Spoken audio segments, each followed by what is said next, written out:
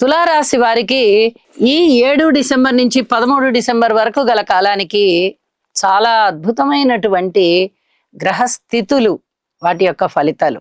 నవమ స్థానంలోకి తిరిగి గురువుగారు వచ్చేయడం వల్ల గురుబలం చాలా బాగా పెరిగింది. శనిగారు షష్ఠ స్థానంలో ఉండడం వల్ల శనిగారి బలం చాలా పెరిగింది. కేతువు లాభస్థానంలో ఉండడం వల్ల కేతువు గారి బలం పెరిగింది. అలాగే ద్వితీయ స్థానంలో బుధ శుక్రులు ఉండడం వల్ల అద్భుతమైనటువంటి ద్వితీయం చాలా చాలా బాగుంది. మీరు అన్ని విధాలా బాగుంటారు. మీరు జాగ్రత్త పడవలసిన అంశాలు ఏమిటి అంటే, మీరు చెప్పేటటువంటి వాక్కు ఏదైతే ఉందో, ఎవరితో అయితే మరి మాట్లాడుతున్నారో ఆ మాట్లాడేతూ ఉన్న వాళ్ళ విషయంలో మీ మనసులో ఉన్న మాటని సూటిగా స్పష్టంగా చెప్పడానికి ప్రయత్నం చేయండి. మీరు ఏదైనా ఇండైరెక్ట్ గా చెప్పినా, చూచాయిగా చెప్పినా అవి విపరీత పరిణామాలకి చోటు చేసుకుంటాయి. ఇది చాలా చెప్పదగినటువంటి అంశం.